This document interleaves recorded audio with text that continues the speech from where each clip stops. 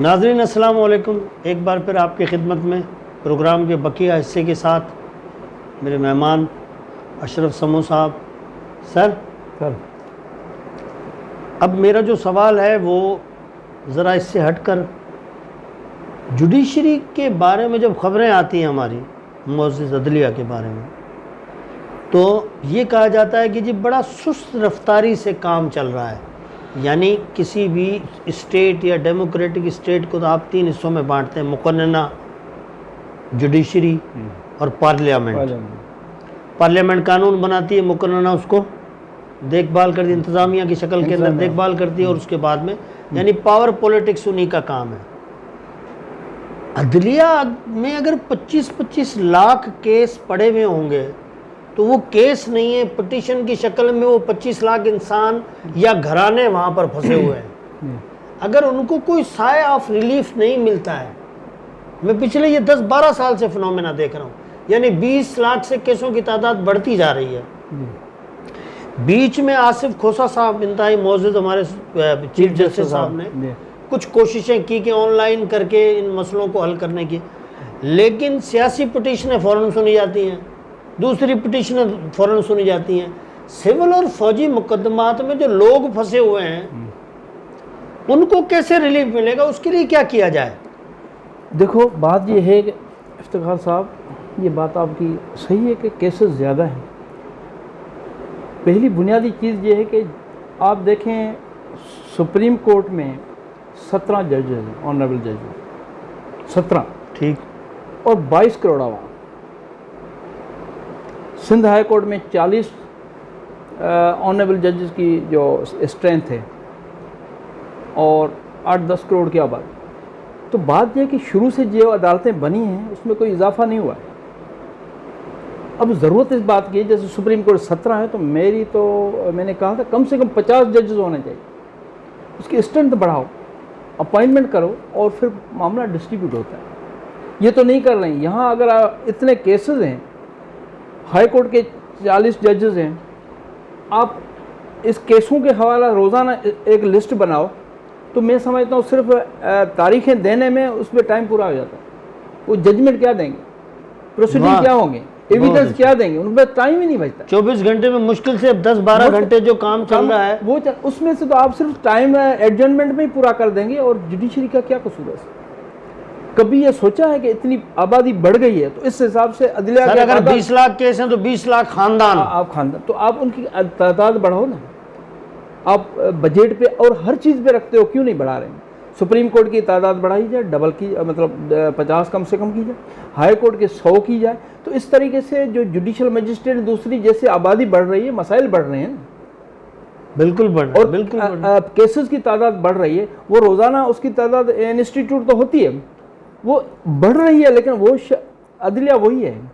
यानी लोगों के मसले हल नहीं हो रहे हैं, रिजॉल्व नहीं हो रहे हैं। हल कैसे होंगे? जब उनके पास टाइम नहीं होगा तो आप डिस्ट्रीब्यूट करें तो बिल्कुल हल होगा। और मैं आपको बताऊं, ये वाहिद हमारा अदलिया का इदारा है जिसमें सही काम तो 100% नहीं कर सकता हूँ, लेकिन बेहतर काम हो रहे, तमाम इदारों से बेहतर जो काम कर रहे हैं वो अदलिया कर रही है, बाकी इदारे नहीं कर रहे। अच्छा। पुलिस नहीं कर रही है, पार्लियामेंट नहीं कर रही है, यानी कम तादाद और इतने बड़े इतने, और आपको आखिर जितने भी आपको मसाइल मिलेंगे तो आपको आखिर में उसको थोड़ा सा जो रिलीफ मिलता है वो अदालत से मिलता है और कहीं से नहीं मिलता है।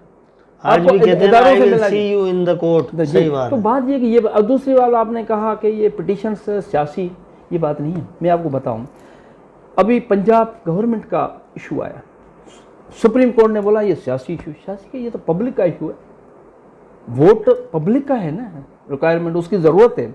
90 डेज में इलेक्शन कराना है, उन्होंने जजमेंट पास की। इंसामिया 190 जो आर्टिकल है उसमें जो हुकूमत इदारे पाबंद हैं अदलिया के इम्प्लीमेंट करने, नहीं किया। 190 सही।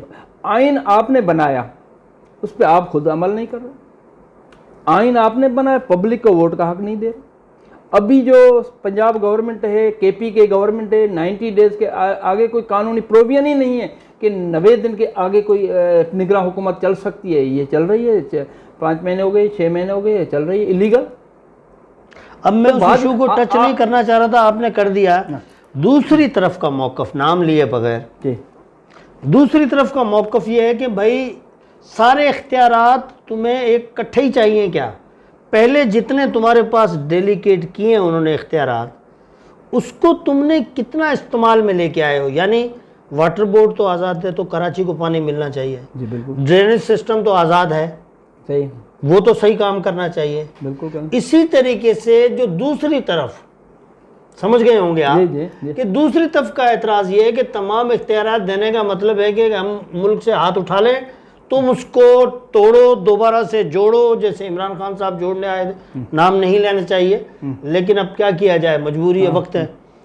तो प्रॉब्लम्स क्या आ रहे हैं कि आप उनको पहले बनाते हो, उसके बाद में फिर वो जब तुम्हारे गले पड़ते हैं तो फिर आप चाहते हैं कि इसको स्मूथली छोड़ दिया जाए, यानी सारे इख्तियारात दिए जाएं। तो ऐसा मुझे तो नज़र नहीं आता। देखो बात ये कि यहाँ पे जब आइन आपने बनाया है, उसमें हर शहरी को, हर सियासी आदमी, उनको एक हुकूक, फंडामेंटल राइट्स सबके लिए है, कोई एक शख्स के लिए नहीं, एक पार्टी के लिए नहीं है। तो जब आप अभी मुल्क में अगर इंसाफ देना चाहते तो सबको बराबरी के बुनियाद पे दो ना, ये बात नहीं है। ज़रूरी नहीं है कि मैं आपके साथ आपके मौक़िफ़ से सपोर्ट करूं, अभी कर रहा हूं, कल हो सकता है अपोज करूं, आप मेरे साथ। और ये घूम रहा है, और ये फंडामेंटल राइट्स है, टेबल घूम रही है। बात ये कि ये उनकी अपनी व्यूज़ हैं, पब्लिक है ना, एक वोट दे के किसी को एमएनए बना दे, दूसरे टेन्योर में उसको नहीं देती है, ये उसका राइट है, उसके सेटिस्फाई होते हैं, उस पर किरदार पे या उनकी कारकर्दगी अच्छी लगती है तो दोबारा उसको करते हैं, नहीं करते हैं। तो बात ये कि यहाँ पे सिर्फ सिस्टम की खराबी है, इंसाफ आप फेयर इलेक्शन कराएं, आम आदमी की फंडामेंटल राइट्स तो हैं लेकिन उसकी अमल दरामद नहीं है। कानून है, कानून पे अमल दरामद नहीं है, और सिर्फ पिक एंड चूज है। तो ये सिस्टम जब खत्म होगा तो इंसाफ होगा, इंसाफ हर इदारे का। दूसरी तरफ का नुक्ता है नज़र भी तो आप देखें ना, वो कहते हैं कि पहले जितने इख्तियार थे, मिसाल पहले 58(2) भी था, तो ये एतराज़ था कि 5 साल पार्लियामेंट को नहीं मिल रहे हैं। सही। पूरे काम करना शुरू करते हैं, काम आधे में पहुंचता है और हुकूमत ख़त्म कर दी जाती है। सही। कोई ना कोई जवाब बना के पार्लियामेंट ख़त्म कर दी जाती थी। अब आपको 4 टेन्योर मिल गए 5-5 साल के। मैं तो देख रहा हूँ कि मुल्क उससे भी पीछे चला गया। बिल्कुल। यानी अगर 63 रुपए का डॉलर था तो हम 63 रुपए की चीज़ें देते थे ना डॉलर में, अब 300 रुपए का हो गया, तो मुझे तो और नुकसान हो गया। देखो मैं आपको एक बात बताऊँ, पार्लियामेंट में जब कौन जाते हैं, पब्लिक के नुमाइंदे जाते हैं, हम वोट दे के आगे भेजते हैं। पार्लियामेंट में आज तक कोई ऐसा पब्लिक इंटरेस्ट में कोई बिल आया है, केस ख़त्म करने के लिए आया, मेरे नेब के केसेस ख़त्म हो गए, ये मतलब वहाँ आप पब्लिक के नुमाइंदे हैं ना, ओरिजिनल नुमाइंदे नहीं बैठे हुए हैं। देखो बात आपने बात करी एक आइडियल सिस्टम की बात कर रहे हैं। देखो आप महंगाई के खिलाफ कोई बिल पास किया है? आपने ये कभी किया कि कराची में भी तो एक घर में कदीम गोठ हैं, लोग रह रहे हैं, एक घर में जो है ना 100 साल हो गए, उसमें 5-6 बच्चे जवान हो गए, आपने उनके लिए इनकी रिहाइश कहाँ से होगी, इनको रोज़गार कहाँ से होगा? आपने कभी सोचा है?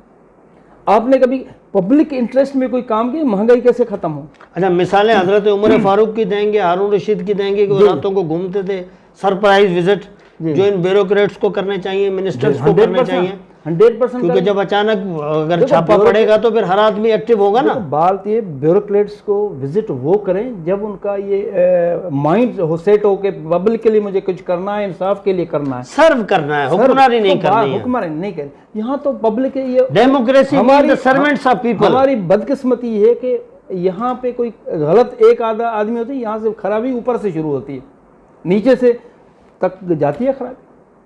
अच्छाई अगर ऊपर से शुरू हो, ईमानदारी ऊपर से शुरू हो, इंसाफ ऊपर से शुरू हो, तो ये नीचे तक उसका जाता है, किसी को ताकत ही नहीं है। यानी ये जो मसले जो हमारे पास सिविलियन फौजदारी जो मुकदमे है वो नीचे ही खत्म हो जाएंगे। बिल्कुल 100% खत्म हो जाएंगे। अगर SSP ईमानदार होगा, SHO को ताकत है, वो किसी से इलीगलिटी करे या कोई ज्यादती करे, सवाल ही नहीं पैदा होता। अगर मिनिस्टर ईमानदार हो जाए तो उसके पार्टनर, इसके इदारे को ताकत है कोई कुछ करे, वो तो ईमानदार अच्छे लोग लाएंगे। तो मेरिट का चॉइस होने चाहिए, अच्छे लोग आगे करें, ये करेंगे तो बहुत सारे मसाइल हल हो जाएंगे। यहाँ एक्सपर्टीज, काबिलियत, मेरिट, यहाँ तो सादगी, यहाँ तो एक आम आदमी के से 2 वक्त की रोटी मुश्किल हो गई है। वो बेचारे अब इतना उलझाया गया है कि जो हुक्मरान है वो आते रहे, पैसे खर्चते गए, वो बेचारे वो बीमारी में, अस्पताल में दवाई नहीं मिलेगी, अस्पताल नहीं हुआ, थाने के चक्कर, ज़मीनों के चक्कर, कोई उनका अपना जायज़ काम नहीं हो रहा हो, उस परेशानी में। अगर ज़्यादा से ज़्यादा कोई पढ़ा लिखा आदमी किसी पॉलिटिकल के सामने कहे मैं कुछ मुआशरे में अच्छा ही करूँ, उसकी अगर सोच हो उस पर झूठे केसेस हो जाएंगे, झूठे केस में बंद हो जाएगा, उसका रास्ता बंद हो जाएगा, उसका पानी बंद हो जाएगा, ज़मीन, तो क्या करें? ये सारा मशीनरी सिस्टम जो है वो अपने ज़ात के लिए इस्तेमाल हो रही, पब्लिक के लिए नहीं हो। जिस दिन पब्लिक की तरफ पब्लिक आएंगे की तो तरह आवाम के लिए तो आएंगे, मतलब तो मैं मिडिल समझ- क्लास से क़यादत को लाएंगे, वो मिडिल खुद क्लास से क़यादत एक कोटा रखे, हर पार्टी में एक कोटा रख आ दे। जाए, क्यों नहीं हो सकता है, बिल्कुल हो सकता है। हमारा ये मुल्क जो है ना वो इतना थोड़ी है, बहुत से ज़्यादा तरक्की याफ्ता मुल्कों में शामिल हो सकता है, कोई बड़ी बात नहीं।